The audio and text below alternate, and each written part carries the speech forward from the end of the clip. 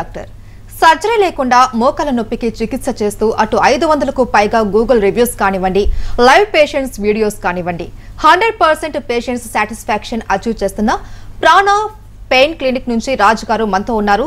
Surgery లేకుండా మోకాల నొప్పి చికిత్స ఎలా చేస్తారు, మీరు కూడా 100% రిజల్ట్స్ కావాలి అంటే ఎలాంటి జాగ్రత్తలు తీసుకోవాలి, వారిని అడిగి మరిన్ని వివరాలు తెలుసుకుందాం. నమస్తే డాక్టర్ గారు. హలో అండి. ఈ ఆస్టియో ఆర్థరైటిస్ అంటే ఏంటి, ఇందులో ఎన్ని స్టేజెస్ ఉంటాయో చెప్తారా? సాధారణంగా 45 నుంచి వయసులో పైపడిన వాళ్ళకి 65, 55, 85, 90 వచ్చే మోకాలు నొప్పి సాధారణంగా అరుగుదల వల్ల వస్తుంది అండి. సో ఆస్టియోఆర్థరైటిస్ అంటే బోన్కి మధ్యలో ఉండే కార్టిలేజ్, మోకాళ్ళలో గుజ్జు అరిగిపోవడం వల్ల బోను రబ్ అయ్యి రాపిడికి గురయ్యి వాళ్ళకి స్టిఫ్నెస్, టెండర్నెస్, వాపు, స్వెల్లింగ్ వచ్చి, సో దీన్ని ఆస్టియోఆర్థరైటిస్ సిమ్టమ్స్ ఉంటాయన్నమాట. దీన్ని ఆస్టియోఆర్థరైటిస్ అంటారు. డీజనరేషన్ ఆఫ్ నీ జాయింట్ ని ఆస్టియోఆర్థరైటిస్ అంటారు. ఇందులో 4 స్టేజెస్ ఉంటాయండి, గ్రేడ్ 1, 2, 3, 4. సో ఎంత బాగా అరిగిపోయి దగ్గరికి వచ్చి అతుక్కుంటుంటే బోన్ వీళ్ళకి లిటరల్గా మేకుల మీద నడిచినట్టు ఉంటుంది అనమాట. అలా గ్రేడ్ పెరిగే కొద్దీ వీళ్ళకి ఇంటెన్సిటీ ఎక్కువైపోతుంది. అంటే ఏ స్టేజ్లో మనం దీన్ని సీరియస్గా తీసుకోవాలి, అంటే ఏ స్టేజ్లో ఉన్నాము అనేది మనం ఎలా గుర్తించాలంటారు? ఒకటి అండి, గ్రేడ్ ఉన్నవే 4లు, ఇవి యూనివర్సల్ స్టాండర్డ్స్ ఏం కదా, ఉన్నవే 4. గ్రేడ్ 1లో వీళ్ళకి తెలిసేటప్పటికే డాక్టర్ హెల్ప్ తీసుకునేటప్పటికే గ్రేడ్ 2, 3లోనే మోస్ట్లీ డిటెక్ట్ అవుతుంది. అండ్ గ్రేడ్ 2 అంటే మీకు దేవుడిచ్చింది కార్టిలేజ్ అనేది ఒక 80% ఉంటే ఒక 20% అరిగిపోతున్నట్లు లెక్క అనమాట. అండ్ మీరు ఎక్స్రే చూసుకున్నా మోస్ట్లీ మోకాళ్ళకి లోపల వైపు ఎక్కువ అరుగుతూ ఉంటుందన్నమాట. ఎక్స్రేలో కూడా 2 బోన్స్ ఎలాగ మిమ్మల్ని స్టాండింగ్ పొజిషన్లో తీసుకుంటారు కాబట్టి ఎక్కడైనా దగ్గరకు వస్తుంది అనుకుంటే అక్కడ మీకు పెయిన్ సిమ్టమ్స్ ఎక్కువ ఉంటాయి. అక్కడ నుంచి రాను ఇంకా దగ్గరకు వచ్చేసి మొత్తం బోన్ కూడా దగ్గర వచ్చేస్తుంటే ఉన్న కార్టిలేజ్ అంతా అరిగిపోతూ ఉంటుంది. ఎంత దూరం ఉంటే నీ జాయింట్ అంత బాగున్నట్టు, ఎంత దగ్గరికి వస్తే అంత పాడవుతున్నట్టు లెక్క అనమాట. సో ఈ మధ్యనే మొదలైంది అంటే ఒక ఫర్ ఎగ్జాంపుల్ 2 నెలల బ్యాక్ అసలు ఇప్పుడే నొప్పి వస్తుంది, ఎక్స్రే కూడా దించుకోలేదంటే మోస్ట్ లైక్లీ మీరు 2, 3లో ఉంటారు. 2లో చాలా పెయిన్స్ వస్తాయి, 4లో కూడా ఎక్కువ పెయిన్స్ వస్తాయి. 3 is a plateau phase where అంత 2లో 4లో వచ్చిన నొప్పులు రావు కాబట్టి 1 ఆఫ్ ఈ స్టేజెస్లో ఉంటారని మాకు ఎక్స్రే పంపించిన ఫోన్లో ఐడెంటిఫై చేస్తాము, మీకు కూడా చెప్పిస్తాము. అయితే మోకాలు అరుగుదల అని తెలియగానే ఫస్ట్ ఏంటి అంటే అందరూ కూడా సర్జరీకి వెళ్ళిపోతుంటారు. చాలా మంది ఫైనల్ గా చేసుకునేది సర్జరీనే కదా, సో ఫస్టే దానికి వెళ్ళిపోదాం అనేసి వెళ్ళిపోతూ ఉంటారు. అంటే సర్జరీ అన్నది ఎప్పుడు అవసరం అంటారు, అండ్ అది అవసరమా? వీళ్ళకి సర్జరీకి వెళ్ళే వాళ్ళు షాప్కి వెళ్ళినట్టు వెళ్ళరు. అక్కడికి వెళ్ళే వాళ్ళు డాక్టర్ దగ్గరికి వెళ్ళి, బాబు నేను నడవలేకపోతున్నాను, నాకు ఇది చెయ్యండి అని అడిగి మరీ చేయించుకునేది. అవసరమా అంటే గ్రేడ్ 1, 2లో 3లో 4లో ఉన్నప్పుడు అసలు ప్రపంచంలో ఆస్టియోఆర్థరైటిస్కి క్యూరే లేదు. మీరు గూగుల్లో కొట్టినా కూడా ఆస్టియోఆర్థరైటిస్కి క్యూరే లేదని చెప్తారు. నేను చెప్పాను కదా, డాక్టర్ కూడా మీకు చెప్పాలి, బాబు గ్రేడ్ 2లో ఉన్నారు, జాగ్రత్త పడండి, దీనికి అసలు ప్రపంచంలో క్యూరే లేదని చెప్పేస్తే సరిపోతుంది. కానీ వీళ్ళు 4 అంటే చిన్నగా నొప్పులు వచ్చినప్పుడు మీరు చేయించుకోరు, వీళ్ళు చేయరు. ఎంత అరిగిపోయాక ఇంకా నేను నడవలేని పరిస్థితి వచ్చాకనే సర్జరీ చేస్తారు. సో సర్జరీ అనేది ఇవాళ ఉంటుంది, నిన్న ఉంటుంది, 1960లో చేశారు, రేపు 2030లో చేస్తారు. కానీ సర్జరీ అనేది అంత చిన్న విషయం కాదు సార్. ఇమాజిన్ కోసి దేవుడిచ్చిన కాళ్ళలో మధ్యలో ఒక ఇంప్లాంట్ పెట్టి దాన్ని రేపటి నుంచి కాంప్లికేషన్స్ వచ్చాయి అనుకోండి, స్క్రూలు వేసిన చోట బ్యాక్టీరియల్ ఇన్ఫెక్షన్స్ వస్తాయి. మాకు చాలా ఫోన్స్ వస్తాయి, ఒక కాల్ సర్జరీ చేయించుకొని నొప్పి తెలిసిన వాడు రెండో కాళ్ళు అరిగినప్పుడు మళ్ళీ వీళ్ళు చెప్తారు మాకు ఏమైనా మీ దగ్గర సొల్యూషన్స్ ఉన్నాయని వస్తారు. సో చేయించుకున్నంత వరకే ఓకే, కానీ surgery is a very painful process. మత్తులో ఇచ్చి చేస్తారు కానీ తెలియదు, కానీ తర్వాత నరకం కనపడుతుంది వీళ్ళకి. అండ్ ఆ ఇంప్లాంట్కి కూడా లైఫ్ ఉంటుంది. అంటే మీకు కార్కైనా ఫోన్కైనా ప్రపంచంలో ఏ వస్తువు అయినా ఒక లైఫ్ ఉంటుంది. సర్జరీ ఏదో ఒకసారి చేస్తే సరిపోతుందని ఎవరు చెప్పినా అది వర్కౌట్ అవ్వదు. 10 ఏళ్ళ తర్వాత 10 ఏళ్ళ తర్వాత మళ్ళీ చేయాల్సి వస్తుంది. ఈ లోపల ఇన్ఫెక్షన్స్ వస్తే అదొక కాంప్లికేషన్ ఉంటుంది. అది సెట్ కాకపోతే హిప్ జాయింట్లో పెయిన్ కానీ, యాంకిల్ జాయింట్లో పెయిన్ కానీ, క్వాలిటీ ఆఫ్ లైఫ్ పోతుంటుంది. ఇంక జీవితాంతం కూడా ఏదో నొప్పులతో ఉండాల్సి వస్తుంది.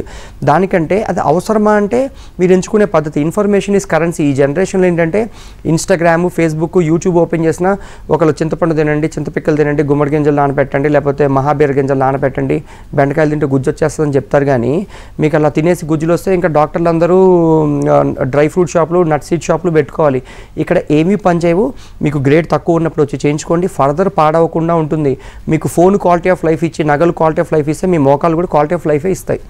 అంటే మీరు చెప్తున్నారు దీనికి ట్రీట్మెంట్ లేదు, పూర్తి సొల్యూషన్ ఉండదు అనేసి మీరు అంటున్నారు.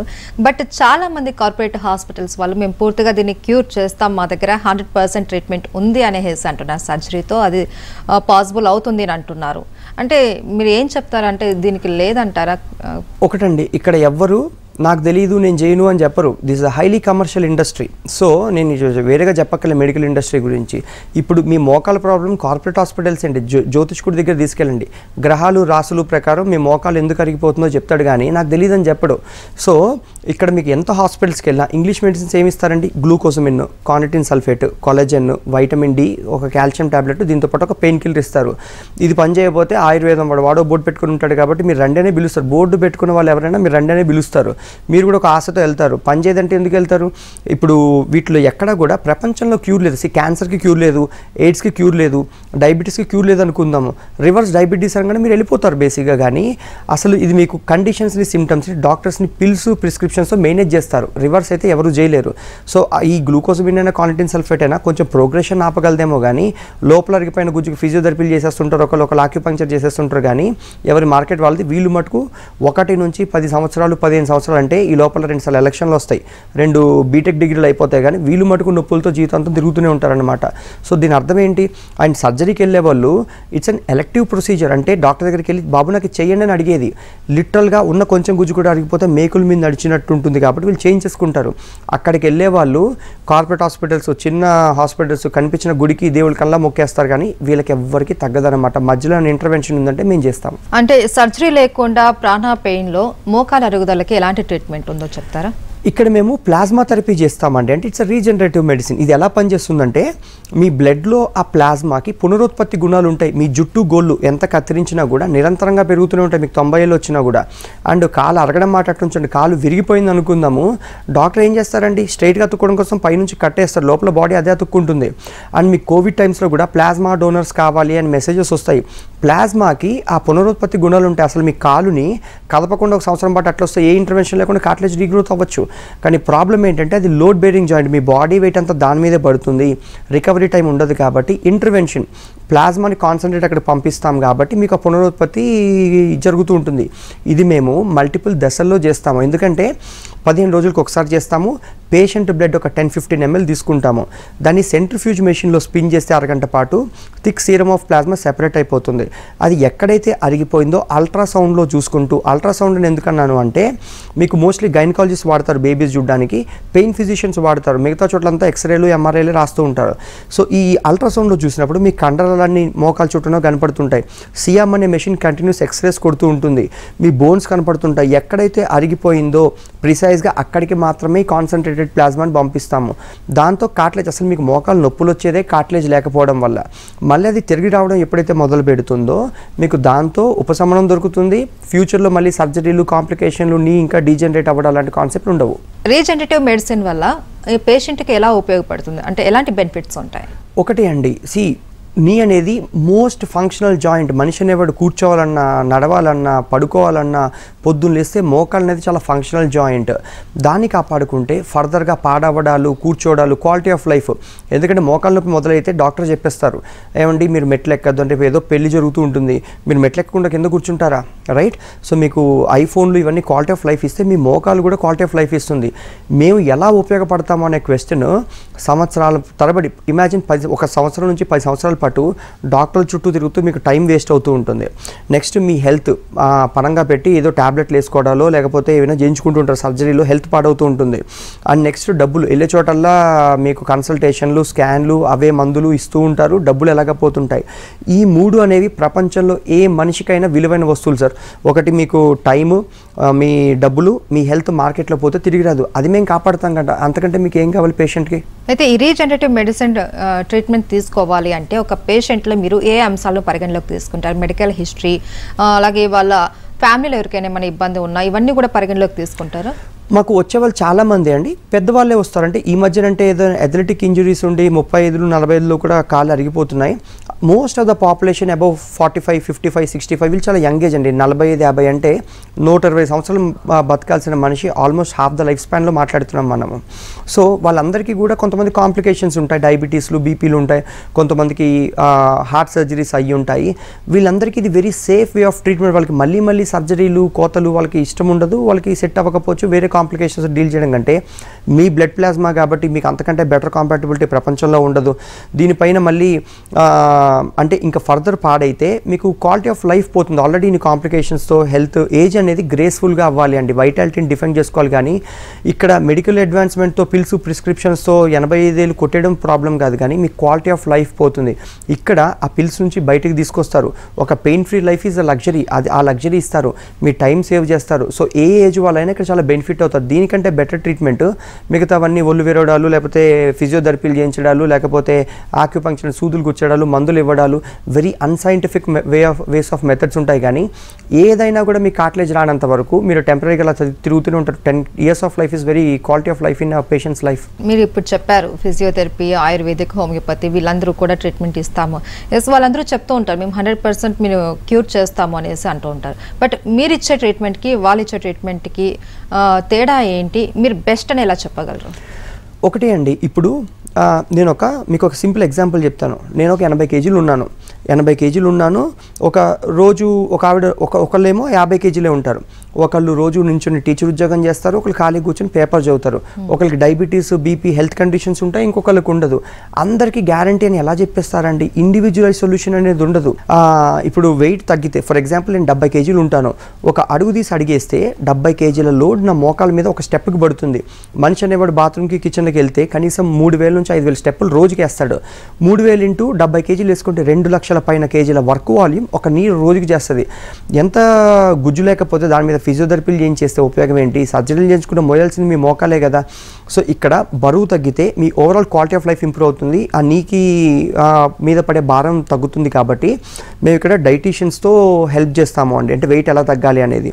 అండ్ నీ జాయింట్ స్ట్రెంథెన్ చేసుకోవడానికి మా దగ్గర internationally certified in medical exercise, only మోకాల్ ఎక్సర్సైజ్కి from American council for exercise certified candidates ఉంటారు. వాళ్ళు ట్రైన్ చేస్తారు మీ మోకాలు ఎలా బలపరుచుకోవాలనేది. డాక్టర్ పెయిన్ ఫిక్స్ చేస్తారు. ఇలా ఓవరాల్ అప్రోచ్ తీసుకొని ఒక క్వాలిటీ ఆఫ్ లైఫ్ ఇంప్రూవ్ చేసి ఒక దగ్గర వదిలిపెడతారు. కానీ జస్ట్ పిఆర్పీలు లేకపోతే ప్రొసీజర్లు పిల్స్ చేస్తే మిగతా సొల్యూషన్స్ కోసం ఎక్కడికి వెళ్తారో అలా ఓవరాల్ అప్రోచ్ తీసుకుంటాము అండి. అయితే రీజనరేటివ్ మెడిసిన్ ట్రీట్మెంట్ తీసుకోవాలి అనుకునే పేషెంట్ డైరెక్ట్గా వచ్చి మిమ్మల్ని కన్సల్ట్ అవ్వాలా, లేకపోతే ఆన్లైన్ కన్సల్టెన్సీ ఏమైనా అందుబాటులో ఉందా? ఒకటే అండి, మేము we are the first in Hyderabad where ఒక డాక్టర్ని చూడాలంటే పేషెంట్ అనేవాడు హాస్పిటల్కి కేవలం అపాయింట్మెంట్ కోసం ఫోన్ చేస్తాడు. వీళ్ళకి అంత ఇంట్రెస్ట్ ఉండదు. వాళ్ళు ఎక్కడో ఏదో ఊర్ల నుంచో లేకపోతే ఊర్లో సిటీల నుంచి ఎక్కడి నుంచి తిరగాలంటే 3 గంటలు హాస్పిటల్లో స్పెండ్ చేస్తే కానీ ఏం చేస్తారంటే కన్సల్టేషన్ డబ్బులు వస్తాయి, హాస్పిటల్కి స్కాన్ డబ్బులు వస్తాయి. వచ్చాకపోతే ఏమైనా సొల్యూషన్ వస్తుంది. పేషెంట్ ఎందుకు వస్తాడు క్లినిక్కి? సొల్యూషన్ కోసం వస్తాడు. డాక్టర్ని పేషెంట్ చూస్తున్నాడంటే సొల్యూషన్ కోసం. అది లేనంత వరకు ఇన్ఫర్మేషన్ వస్తూనే ఉంటుంది. స్కాన్లు తీస్తూనే ఉంటారు, ఎక్స్రేలు తీస్తూనే ఉంటారు. సంవత్సరాల తరబడి ఏం చెప్తారంటే అడిగిందనే చెప్తారు. ఏ గ్రేడ్లో అడిగిందో చెప్తారా, ఎంత గ్రేడ్లో అరుగుతుందో చెప్తారా, ఎంత బాగా అరుగుతుందో చెప్తారా. మాకు అవేం అవసరం లేదు. మీరు దగ్గరలోనే చోటుకెళ్ళి ఎక్స్రే తీయించుకోండి. మోస్ట్లీ మాకు ఒక వాట్సాప్ మెసేజ్ పంపించేస్తే మీకు అసలు ఏ గ్రేడ్ ఉన్నదే 4 grades చూసి టక్కని చెప్పేస్తాం. వచ్చేది సొల్యూషన్ కోసం వచ్చారనుకోండి, మీకు సొల్యూషన్ దొరికితే మీరు హ్యాపీ, చేసిన డాక్టర్కి సాటిస్ఫాక్షన్. కానీ ఇక్కడ వెయిట్ చేయించి స్కాన్ డబ్బులు, కన్సల్టేషన్ డబ్బులు తీసుకొని we are not that kind of clinic. But ఇప్పుడు ఎవరికైనా యాక్సిడెంట్ అయ్యి మోకాలు అన్నది జరిగిపోవడం, అరిగిపోవడం ఇలా జరుగుతూ ఉంటాయి. సో అలాంటి వాళ్ళకు కూడా మనకు ఈ ట్రీట్మెంట్ అనేది యూజ్ అవుతుందా? ఒకటే అండి, చాలామంది ఇంకా ఎక్స్రేలు కూడా తీసుకోరు. చిన్నగా నొప్పి మొదలైనా మాకు ఫోన్ చేస్తారు. ఇంజురీస్, అక్యూట్ ఇంజురీస్ అంటే కింద పడ్డాలు, యాక్సిడెంట్లు, జారి పడ్డాలు, పేషెంట్కి తెలుస్తుంది కింద పడ్డానంటే మోకాలు నొప్పి వస్తుందని. సో అక్యూట్ ఇంజురీస్కి మోస్ట్లీ ఆర్థోపెడిక్ హాస్పిటల్స్ ఎవరైనా కూడా ట్రీట్ చేస్తారండి. వాళ్ళ టైం ఈజ్ నాట్ అవుతుంది. ఎందుకంటే చిన్న చిన్న ఇంజురీస్ మందులతో తగ్గేవి కూడా ఉంటాయి కాబట్టి దానికి ఇంత అటెన్షన్ అవసరం ఉండదు. ఎవరికైతే క్రానిక్ 3 వారాలు దాటి, for example ACL, PCL tears ఉంటాయి, అవి చేస్తారు. ఇక్కడ సర్జరీలు అవసరం. చాలామంది మాకు రేపు హాస్పిటల్కి వెళ్తూ సర్జరీ ఉన్న వాళ్ళు కూడా ఎట్లా తెలుసుకొని ఫోన్ చేస్తారు. మాకు రీజనరేటివ్ మెడిసిన్స్తో టేర్స్ హీల్ చేస్తాము, ఆస్టియోఆర్థరైటిస్ హీల్ చేస్తాము, అంటే తిరిగి కార్టిలేజ్ని గ్రో చేస్తాము. సో కాబట్టి ఇక్కడ ఏ ఏజ్ వాళ్ళైనా డిఫరెంట్ టైప్స్ ఆఫ్ మోకాలలో క్రానిక్ 3 వారాలు దాటి వెళ్తూ ఉంటే ఇక్కడ మాకు నాక్ చేస్తే విల్ హెల్ప్ దెమ్ అవుట్. అయితే ఇప్పుడు చిన్న ఏజ్లో, అంటే ఇప్పుడు కాలేజ్ స్టూడెంట్స్ కాడ నుంచి కూడా పెద్దవాళ్ళ వరకు ప్రతి ఒక్కళ్ళకి అంటే చాలా మందికి ఈ అరుగుదల అనేది కామన్గా ప్రాబ్లం అయిపోయింది. అంటే ఒబెసిటీ వల్లనో లేకపోతే వేరే ఏదైనా కారణం వల్ల. సో అలాంటి వాళ్ళకి ఈ రీజనరేటివ్ మెడిసిన్ అన్నది ట్రీట్మెంట్ వాళ్ళకి చేస్తారంటారా? ఒకటి అండి, ఒకప్పుడు మా అమ్మమ్మ గారికి వీళ్ళకి ఇంత మోకాలు అరుగుదలు ఇట్లా గల్లీలో మెడికల్ షాపులు, ఇంత పెద్ద పెద్ద హాస్పిటల్స్ ఉండేవి కాదు. క్వాలిటీ ఆఫ్ లైఫ్ పోతుంది. ఎందుకంటే అందరూ బరువు ఉంటారు, డైట్కి, ఎక్సర్సైజ్కి మార్కెట్ లేదు. మేము ఎప్పుడైనా వెయిట్ లాస్ గురించి మాట్లాడదాం క్లయింట్తో అన్నా కూడా మేము చేసేస్తున్నామండి డైట్, మేము ఫాలో అయిపోతున్నామండి, 4 kgs తగ్గామండి, ఇలాంటివి చెప్తారు. వీళ్ళు చదువుకున్న వాళ్ళు కూడా ఇక్కడ అందరూ చేసేది ఏంటంటే తక్కువ తినేసి ఎక్కువ వాకింగ్ చేసేసేదో తగ్గిపోతాం అనుకుంటారు. కానీ వాళ్ళు స్కిన్ని స్పాంజ్ కేక్లా తయారవుతారు, వీక్గా అయిపోతారు. కానీ ఏజ్ అయ్యే కొద్దీ గ్రేస్ఫుల్గా, అంటే బలం పుంజుకొని స్ట్రాంగ్ బోన్స్, స్ట్రాంగ్ మజిల్స్, ఎంత వెయిట్ ఉండాలో ఉండి అవన్నీ చిన్నప్పటి నుంచి అలవాట్లు అనేవి ఉండాలి. వీళ్ళు చేసే డైట్లు కూడా అన్ని 10-15 రోజులు ముచ్చట్లు ఉంటాయి. ఇప్పుడు మీరు బ్రష్ చేసుకోవాలండి, హౌ టు పర్ఫెక్ట్లీ బ్రష్ అని ఆలోచిస్తారు, ఆటోమేటిక్గా చేసుకొని వెళ్ళిపోతారు. రోజు స్నానం చేస్తారు, అది మీకు అలవాటు, 100 సార్లు చేస్తారు కాబట్టి అలవాటు. చిన్నప్పటి నుంచి ఏం తినాలి, ఎలా తినాలి అనేది వీళ్ళకి ఉండదు, బుక్స్లో ఉండదు. సడన్గా కాలేజ్ తర్వాత యాక్టివిటీ తగ్గిపోతుంది, స్పోర్ట్స్ ఆడరు కాబట్టి వీళ్ళు చాలా లావ్ అయిపోతారు. Obesity is the main problem. ఎందుకంటే ఇందాక నేను చెప్పినట్టు 100 కేజీలు అయిపోయాను అనుకోండి, నేను నా మోకాల మీద పడేలోటు 1.5 టైమ్స్ నా బాడీ వెయిట్, అంటే 150 కేజీలు ఒక అడుగు తీసి అడిగేస్తే ఉన్నప్పుడు మరి మోకాలు అరక్కపోతే ఏమవుతుంది? సో ఇక్కడ బరువు తగ్గిస్తాము, పెయిన్ ఫిక్స్ చేస్తాము, and quality of life improve చేస్తాం విత్ ఎక్సర్సైజ్. అయితే రీజనరేటివ్ మెడిసిన్కి సర్జరీకి మధ్య ఉన్న తేడా ఏంటంటారు? ఒకటి అండి, surgery non surgery or world's apart. ఎందుకంటే సర్జరీ అనేది ఎండ్ పాయింట్, ఇంకా డెడ్ ఎండ్, దాని దాటాక ఏమీ ఉండకూడదు. అక్కడికి వెళ్ళాక అరే నేను అది చేయించుకోలేదే అనుకోకూడదు, చేయించుకున్నాక కాంప్లికేషన్స్ జీవితాంతం బాధపడాల్సి వస్తే యూ షుడెంట్ రిగ్రెట్. ఇప్పుడు నేను మాట్లాడుతున్న కూడా ఎవరో ఎక్కడో సర్జరీ చేయించుకుంటుంటారు. సర్జరీ అనేది ఇప్పుడు మాకు బోల్డ్ మంది ఫోన్ కాల్స్ చేస్తారండి, పోస్ట్ సర్జికల్ కాంప్లికేషన్స్ అంటే స్క్రూలు వేసిన చోట చీము పట్టడము, బ్యాక్టీరియల్ ఇన్ఫెక్షన్స్ లాంటివి వస్తే కనుక మళ్ళీ ఏం చేస్తారు, మళ్ళీ రిపీట్ ప్రొసీజర్ చేయాల్సి వస్తుంటుంది. అప్పుడు మళ్ళీ వెతుకుతూ ఉంటారు, అప్పటికే డ్యామేజ్ అయిపోతుంది. అది వేసిన ఇంప్లాంట్, ప్రతి ఇంప్లాంట్కి ఒక లైఫ్ ఉంటుందండి. అది మీరు ఫోనే కొనండి, హెలికాప్టరే కొనండి, ఇంప్లాంటే వేసుకోండి, కానీ 10-15 సంవత్సరాల లైఫ్లో పాడైపోతే మళ్ళీ చేస్తారు. ఈ మధ్యన 45-50 అరిగిపోతున్నాయి, అంటే 55 వచ్చినప్పుడు మళ్ళీ ఒకసారి, 65 వచ్చినప్పుడు మళ్ళీ ఒకసారి చేయించుకుంటారా? సో సర్జరీ అనేది ఎంత ప్రొలాంగ్ చేసుకుంటే అంత బెటర్. అండ్ ఎలా కంపేర్ చేసుకోవాలంటే ఇక్కడ టైము, హెల్త్, మీ డబ్బులు అనేవి 3 ఇంపార్టెంట్ థింగ్స్ ఏ మనిషికైనా అని చెప్పారు. పోతే మార్కెట్లో మీ టైము, డబ్బులు, హెల్త్ అనేది తిరిగి రాదు.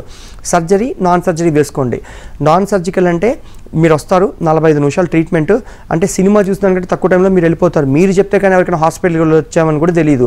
దేవుడిచ్చిన కాళ్ళనే ఉంటుంది, లైఫ్ టైం కాంప్లికేషన్స్ ఉండవు. మీ బ్లడ్ కాబట్టి బెటర్ కాంపాటబిలిటీ. ఖర్చు చూసుకుంటే మీకు సర్జరీతో పోలిస్తే చాలా చాలా తక్కువ ఉంటుంది. దీంట్లోనే డైటీషియన్ సర్వీసెస్, చాలా సర్వీసెస్ ఇంక్లూడ్ చేసి ఉంటారు. సో ఇదొక ప్రాసెస్. మీరు అదే సర్జరీ తీసుకుంటే 3 రోజులు హాస్పిటల్ స్టే ఉంటుంది, ఫ్యామిలీకి దూరంగా ఉండాల్సి వస్తూ ఉంటుంది, దానిపైన ఫిజియోథెరపీలు. అండ్ సర్జరీ చేసే వాళ్ళు కూడా రాత్రంతా ఏడుస్తారండి, అంటే అనస్థీషియా ఇచ్చి మత్తు ఇచ్చి చేసినప్పుడు వాళ్ళకి తెలియదు, కానీ మత్తు దిగిపోతే భయంకరమైన నొప్పిలో ఉంటారు. సో అలా కంపేర్ చేసుకొని మీ కాస్ట్ తక్కువ, హెల్త్ బాగుంటుంది, అండ్ టైము సేవ్ అవుతున్నప్పుడు మా మదర్ ఉంటే కనుక నేను ఖచ్చితంగా నాన్ సర్జికల్ మెథడ్స్ ఎంకరేజ్ చేస్తాను అండి. అయితే ట్రీట్మెంట్కి సిట్టింగ్స్ ఏమైనా ఉంటాయా, లేకపోతే ఈ టైమ్ ఆఫ్ పీరియడ్ వరకు ట్రీట్మెంట్ తీసుకుంటే సరిపోతుందా? ఇక్కడ 15 రోజులకు ఒకసారి చేస్తామండి. అలాగా 3 సిట్టింగ్స్ ఉంటాయి. మోస్ట్ ఆఫ్ ద పాపులేషన్కి సరిపోతాయి. అండ్ ఏమైనా ఎక్కువ సిట్టింగ్స్ పడితే మేము డే 1 చెప్పేస్తాము, లేకపోతే గ్రోత్ అసెస్ చేసాకైనా తర్వాత చెప్తాము. ఇది ఎలా ఉంటుందంటే రీజనరేటివ్ మెడిసిన్ అనేది మీ జుట్టు గోల్లాగా, ఇవాళ పెరిగిందంటే కనపడదు, రేపు పెరిగిందంటే కనపడదు, నెల రోజుల తర్వాత చూస్తే జుట్టు గోళ్ళు ఎలా పెరుగుతాయో మీ ప్లాస్మా కూడా చేసిన దగ్గర నుంచి 3 months వరకు గ్రో అవుతూనే ఉంటుందన్నమాట. మీకు విజిబుల్ డిఫరెన్స్ అంటే థిన్ లేయర్ ఫామ్ అయితే, మీకు మోకాలు మధ్యలో గ్యాప్ పెరిగిందంటే మధ్యలో పెరిగేది కాట్లేజే. సో 15 daysకి ఒకసారి 45 నిమిషాలు, అదే రోజు మీరు వెళ్ళిపోతారు, మళ్ళీ ఇంకో 15 రోజులకు వస్తారు. అలాగా 3 ప్లాస్మా సిట్టింగ్స్ చేస్తాము అండి. ఓకే. అయితే ఒకసారి రీజనరేటివ్ మెడిసిన్ ట్రీట్మెంట్ కంప్లీట్ అయిన తర్వాత అది లైఫ్ లాంగ్ ఉంటుందా, లేదంటే మళ్ళీ ఏమైనా లైఫ్లో మళ్ళీ ఇలాంటి ప్రాబ్లం వచ్చే అవకాశం ఉంటుందా? ఒకటండి, దేవుడిచ్చిన కాట్లేజ్ వీళ్ళకి 40, 50, 60, 70 ఏళ్ళు వస్తుంటుంది. ఒకరికి 50 ఏళ్ళు అరిగిపోతుంది, ఒకరికి 90 ఏళ్ళు అరిగిపోతుంటుంది. సో అంతవరకు వచ్చింది తిరిగి మేము తీసుకొచ్చినప్పుడు మీరు కాపాడుకుంటే సరిపోతుంది. దాన్ని కూడా మొత్తం భారం మీ మీదే వేయము. ఇక్కడ క్వాలిఫైడ్ టీం ఉన్నదే అందుకు. మాకు వచ్చే సక్సెస్ బయట ఎందుకు ఉండదంటే పీఆర్పీలు చేసి పంపించేస్తారు. రేపు బరువు ఉంటే తగ్గకపోతే మోకాలు మోయాలంటే ఎన్ని రోజులు మోస్తుంది, ఎన్ని సంవత్సరాలు ఎన్ని మోస్తుంది. సో దీని లాంజివిటీ అనేది, బరువు అనేది ఆప్టిమల్గా ఎప్పుడు అంటే మీ కాలేజ్ డేస్లో ఎలా ఉంటారో అలా ఉంటే మీ మోకాల మీద పడే లోడ్ తగ్గితే మీ పీఆర్పీ సక్సెస్ రేట్ పెరుగుతుంది. డాక్టర్ ఆవిడ సక్సెస్ఫుల్ కాదు, మీరు పేషెంట్ అనేవాడు డాక్టర్కి సక్సెస్ తీసుకొస్తాడు. ఎట్లాగా చెప్పిన పనులు ఇంట్లో శుభ్రంగా చేసుకుంటూ, కూర్చొని ఎక్సర్సైజ్ చేసుకుంటూ, శుభ్రంగా హెల్దీ వెయిట్ మెయింటైన్ చేసుకుంటూ, గైడెన్స్ ఎలాగా మేము ఇస్తాం కదా. మేము బెటర్ కోచ్ అయినప్పుడు, మీరు బెటర్ ప్లేయర్ కింద ఉన్నప్పుడు ఇద్దరు కలిసినే విన్నింగ్ టీమ్ అవుతుంది. కానీ మేమేదో చెప్పాక మీరు అక్కడేదో చేసేసుకుంటూ ఉంటే కష్టం అవుతుంది. ఆ లెవెల్ ఆఫ్ కమిట్మెంట్ ఇచ్చి 2 రోజులకు ఒకసారి ఫాలోఅప్ చేస్తాము. మీకు అవసరం ఉన్నప్పుడు మళ్ళీ ఫోన్ చేయండి, ఇక్కడ రెస్పాన్స్ ఇస్తాము. మాకు ఇక్కడ డాక్టర్ ఒకటే చెప్తారు, మీరు మీ పేరెంట్స్ని తీసుకెళ్ళి వేరే హాస్పిటల్కి వెళ్తే ఏమి ఎక్స్పెక్ట్ చేస్తారో తిరిగి ఇక్కడ అదే ఇవ్వండి అని చెప్తారు. సో అందుకే మేము we treat every patient like own family. So కాబట్టి ఇది ఎప్పటికీ కాపాడుకునేటట్టు ఎలా ఉండాలో మేము చేస్తాము అండి. చాలా వరకు మెడిసిన్ ట్రీట్మెంట్ అంటే చాలా ఖర్చుతో కూడుకున్నటువంటి ట్రీట్మెంట్స్ ఉంటాయి. సో ఇప్పుడు ఈ రీజనరేట్ మెడిసిన్ ట్రీట్మెంట్ అన్నది ప్రతి ఒక్కరికి అందుబాటులో ఉంటుందా, లేకపోతే ఇది ఏమైనా ఖర్చుతో కూడుకున్నటువంటి ట్రీట్మెంటా? ఒకటి అండి, ఇది ఏ వస్తువు కొన్న ప్రపంచంలో మీరు విలువ ఆధారంగా కడతారు. అంటే ఇడ్లీ 3 రూపాయలకి దొరుకుతుంది, మీకు వేరే చోట 100 రూపాయలకి ఇడ్లీ దొరుకుతుంది. మీరు కట్టేది మినపప్పు కాదు కదా, మీకు పనికొచ్చేదంటే మీరు ఎక్స్పీరియన్స్ కోసం కడతారు. ఇక్కడ సర్జరీలు అనేవి లక్షలతో కూడుకున్న వ్యవహారాలు అండి. సర్జరీ తర్వాత ఫిజియోథెరపీలు ఇవన్నీ లక్షల్లోకి వెళ్ళిపోతాయి మీకు లిటరల్గా. నెలల తరబడి ఫిజియోథెరపీలు చేయడాలు, రెస్ట్లు, ఇవన్నీ కూడా. సో ఇక్కడ ఏంటంటే 1/4 of the cost, fraction of the కాస్ట్లో మీకు నాన్ సర్జికల్ ట్రీట్మెంట్ వస్తుంది. అండ్ మీ కాల్ మీ దగ్గరే ఉంటుంది. దీంతోపాటు డైటీషియన్ సర్వీసెస్ ఇవన్నీ కూడా ఇంక్లూడ్ చేస్తారు. అండ్ లాంజివిటీ స్టడీస్ ప్రకారం ఇది 4 to 5 years మీకు లైఫ్ ఇస్తుంది. తర్వాత పేషెంట్ ట్రాకింగ్ మాకు ఎక్కడో కష్టం అవుతుంది. అంటే 5 సంవత్సరాల తర్వాత పేషెంట్ వచ్చేసారి నేను బాగానే ఉన్నానని చెప్పడు, కానీ దీన్ని ఇంకా పొడిగించుకుంటూ ఎలా చేసుకోవాలనేది చెప్పడానికి టీం ఎలాగా ఉంటుంది. సో కాబట్టి మీకు కాస్ట్ వైజ్ చూసుకుంటే సర్జికల్తో పోలిస్తే నాన్ సర్జికల్ మెథడ్ ఇక్కడ చేసే పని మటుకు మీకు చాలా వాల్యుబుల్ అవుతుంది అండి. అండ్ రాజు గారు, ఈ మెడికేషన్ విషయంలో కానీ లేకపోతే డైట్ విషయంలో కానీ ఎలాంటి జాగ్రత్తలు తీసుకోవాలంటారు? ఒకటి అండి, ఇక్కడ నేను కూర్చొని పొద్దున్న ఇన్ని ఓట్స్ తినండి, రాత్రి బ్రౌన్ రైస్ తినండి, మధ్యాహ్నం రోటీలు తినండి, ఇట్లా చేసే డైట్ ప్లాన్లు కాదు అండి. ఒక మనిషి అనేవాడికి కొన్ని అలవాట్లు ఉంటాయి. చిన్నప్పటి నుంచి సౌత్ ఇండియాలో ఉంటే ఇడ్లీ సాంబార్ తింటాడు, ఎక్కడో జపాన్లో కోస్టల్ కంట్రీస్ ఉంటే ఫిష్ తింటారు. నేను కూర్చొని మధ్యాహ్నం కొంచెం సాలడ్ తినండి, రాత్రిపూట ఏదో 2 రోటీలు తినండి అంటే మీకు సిస్టంలో లేకపోతే మీరు చేయలేరు. అందుకే డైట్ అంటే 10-15 రోజులు చేస్తారు. ఇక్కడ మేము కూడా ఒక ఫుడ్ ఇది తినేయండి అని వేరే హాస్పిటల్స్ లాగా డైట్ చాట్లు ఇవ్వము అండి. మీ ప్రిఫరెన్సెస్ ఏంటి? మీరు వెజ్ తింటారా, నాన్ వెజ్ తింటారా, మీ ఆకలి ఎక్కువగా ఉందా, తక్కువగా ఉందా, రోజుకి 2 సార్లు తింటారా, 3 సార్లు తింటారా, మీకు అసలు కుకింగ్ చేసుకునే టైం ఉందా, లేదా బయట ఆర్డర్ చేసుకుంటారా? ప్రతి సిచ్యువేషన్లో మనిషి అనేవాడు మీతో ప్రయత్నించి మిమ్మల్ని చేయించే విధంగా చేస్తారు, వేరే ఎక్కడ చేయించలేనట్టు విధంగా. అండ్ ఇక్కడ మా దగ్గర స్పోర్ట్స్ న్యూట్రిషన్ కోచెస్ ఉంటారు, బాడీ బిల్డింగ్ స్పెషలిస్టులు ఉంటారు, మా దగ్గర డైటీషియన్స్ ఉంటారు, స్ట్రెంగ్త్ అండ్ కండిషనింగ్ కోచెస్ ఉంటారు. ఒక డైట్లోనే మా దగ్గర 3 స్పెషాలిటీస్ ఉంటాయి. ఎందుకంటే అందరూ అనుకున్నట్టు మీ చుట్టుపక్కల వాళ్ళని అడగండి, వాచ్మెన్ అడగండి, ఏం తినాలి ఏం తినకూడదో చెప్పేస్తారు, కానీ ఇక్కడ ఎవరూ చదువుకోవట్లేదు, మార్కెట్ లేదు. సో ఇక్కడ చాలా క్వాలిఫైడ్ అప్రోచ్, చాలా ఎడ్యుకేటెడ్ టీం కలిసి పనిచేస్తూ ఉంటుంది. సో అట్లాగా డైట్తో ఎలాగా ఇంపాక్ట్ చేస్తారు, ఎక్సర్సైజ్ కూడా స్పెషలిస్టులు ఉంటారు, అండ్ ఓవరాల్ అప్రోచ్ ఇస్తారు అండి. అండ్ మీ దగ్గర పిఆర్పికి బయట ఉన్న పిఆర్పికి మధ్య డిఫరెన్స్ ఏంటంటారు? పిఆర్పి అనేది చాలా ఫ్యాన్సీ వర్డ్ అయిపోయిందండి. అంటే కొత్తగా కార్ వచ్చినా ఎగబడి కొనేసుకుంటారు, ఫోన్లు వచ్చినా ఎగబడి కొనేసుకుంటారు జనాలు. కానీ పిఆర్పి అంటే ఇప్పుడు ప్రపంచంలో సొల్యూషన్ లేని చోట కొత్తగా వస్తే, ఇప్పుడు ఎలా అయిపోయిందంటే హాస్పిటల్స్లో కూడా మేము చేసినప్పుడు ఇన్ని ఉండేవి కాదు. ఇప్పుడు ప్రతి హాస్పిటల్ స్టార్ట్ చేస్తుంది, సర్జరీయా మేమే చేసేస్తాం, నాన్ సర్జరీయా మేమే చేసేస్తాం, పిఆర్పీలు కూడా అంటారు. కానీ జనాలు కూడా పిఆర్పీలు మా ఊర్లో చేసేస్తున్నారు అంటారు. పిఆర్పీ అనేది మ్యాజిక్ కాదు అండి, ఇది ఒక రకమైన వైద్యం. ఫస్ట్ ఇక్కడ రేడియో ఫ్రీక్వెన్సీ అబ్లేషన్ చేశాకనే పిఆర్పీ చేస్తారు, బయట జస్ట్ పిఆర్పీలు చేసేస్తూ ఉంటారు. ఇక్కడ మేము అల్ట్రాసౌండ్ వాడతాం, అల్ట్రాసౌండ్ గైడెన్స్లో మేము ప్రొసీజర్స్ చేస్తాము. బయట చోట ఏంటంటే బ్లైండ్ షాట్స్ చేస్తారు. అండ్ ఇక్కడ పిఆర్పీకి మాకు సక్సెస్ తేడా ఎందుకంటే, మనిషి అనేవాడు ఒక 100 కేజీలు ఉన్నాడు అనుకోండి, 70-50 కేజీలు ఉన్నాడు అనుకోండి, 10,000 అడుగులు రోజుకి ఒక 5,000 అడుగులు వేసినా కూడా 2 లక్షల కేజీల వర్క్ వాల్యూమ్ మోకాలు చేస్తూ ఉంటుంది. పిఆర్పీ సక్సెస్ ఎలా పెరుగుతుంది అనుకుంటున్నారు? సో ఇక్కడ కూర్చొని పెద్దవాళ్ళందరూ కూడా వాకింగ్ అని చెప్పేసి రోజుకి అరగంట గంట తిరిగేస్తూ ఉంటారు. డాక్టర్లు కూడా వాకింగ్ చేయండి అని పంపిస్తూ ఉంటారు. సో కాళ్ళే అరిగిపోతాయి. సో ఇక్కడ ఏంటంటే కూర్చొని బలం ఎలా పెంచుకోవాలి, ఏజ్ అయ్యే కొద్దీ స్ట్రాంగ్ ఎలా అవ్వాలి, స్ట్రాంగ్ జాయింట్స్ కోసం ఎలా తినాలో ఎక్సర్సైజ్ త్రూ, న్యూట్రిషన్ త్రూ అన్ని ఇంపాక్ట్ చేస్తేనే రేపు మీ మోకాలు బలంగా ఉంటేనే మీ నీ జాయింట్ బాగుంటుంది. రేపు మీరు కూర్చొని ఎక్సర్సైజ్ చేసి బలం పెంచుకుంటే మీ జాయింట్ స్ట్రెంత్ పెరుగుతుంది, బోన్ స్టిమ్యులేట్ అవుతుంది.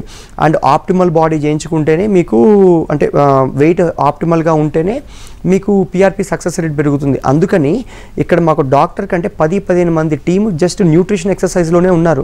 దానికి అంత ఇంపార్టెన్స్ ఇక్కడ ఎందుకు ఇస్తారంటే, డాక్టర్ చేసే పిఆర్పికి ఇది పవర్ ఇవ్వాలి, కానీ జస్ట్ ఏదో పిఆర్పి చేసేసి పంపిస్తే మీరు రేపు ఏమంటారు, 4 నెలల తర్వాత నొప్పి వస్తే అయ్యో పిఆర్పి పనిచేయలేదు అంటారు. సో మాకు అలాంటి కంప్లైంట్స్ కూడా వస్తాయి, మా దగ్గర మేము అలాంటి కంప్లైంట్స్ తీసుకురానివ్వము. రీజనరేటివ్ మెడిసిన్ ట్రీట్మెంట్ తర్వాత పర్టికులర్గా ఇలాంటి జాగ్రత్తలు తీసుకోవాలి అని ఏమైనా ఉందా? ఒకటి అండి, అన్ఫార్చునేట్లీ ఎక్సర్సైజ్ న్యూట్రిషన్ దగ్గర మార్కెట్ లేదు. అంటే ప్రతి ఒక్కడు ఏమంటే వాకింగ్ అంటే కిలోమీటర్లు పరిగెడతారు. ఫిట్నెస్ అంటే మీకు నిజ జీవితంలో ఉపయోగపడాలి. ఈ కాలంలో మీకు బోల్డ్ అన్ని కార్లు ఉంటాయి, బైకులు ఉంటాయి, ఆటోలు ఉంటాయి. మీకు కిలోమీటర్ నడవాల్సిన అవసరం కూడా లేనప్పుడు కిలోమీటర్ నడుస్తుంటారు. డాక్టర్లు కూడా మీరు నడవండి అని చెప్తారు. సో ఇక్కడ ఏంటంటే కూర్చొని ఎక్సర్సైజ్ ఎలా చేయాలో చెప్తారు. Walking was never an exercise. మా తాతగారు ఏమి షూస్ కట్టేసుకొని వాకింగ్కి వెళ్తాను కిలోమీటర్లు తిరిగేవాళ్ళు కాదు. ఈ ఊరు నుంచి ఆ ఊరికి వెళ్ళడానికి సైకిల్ కనిపెట్టారు కానీ ఎక్సర్సైజ్ అని చెప్పేసి రోజు ఇండోర్ సైక్లింగ్ గంట సేపు చేసేవాళ్ళు కాదు. వీళ్ళందరూ కూడా ఎప్పటికైనా ఇలాంటి క్లినిక్స్కి వస్తారు, ఎందుకంటే మోకాలు అరిగిపోతుంది. మీరు ఇంత వెయిట్ పెట్టుకొని వాకింగ్ అని చెప్పి నడుస్తుంటే ఎట్లాగా? సో అందుకని ఇలాంటివి ఏమీ చేయకుండా చక్కగా ఇంట్లో కూర్చొని ఎక్సర్సైజ్ చేసుకోవడము మేము నేర్పిస్తాము. ఎలా తింటే వెయిట్ తగ్గుతామో మేము నేర్పిస్తాము. మిమ్మల్ని గెలిపించడం కోసం ఎంత దూరమైనా వెళ్తాము అండి. Right, thank you so much doctor గారు. సర్జరీ లేకుండా మోకాలికి ఎలాంటి ట్రీట్మెంట్ అందుబాటులో ఉంది అండ్ దాని సక్సెస్ రేట్ ఎలా ఉంటుంది తెలియజేసినందుకు. ఇది వాళ్ళ హలో డాక్టర్. నమస్తే.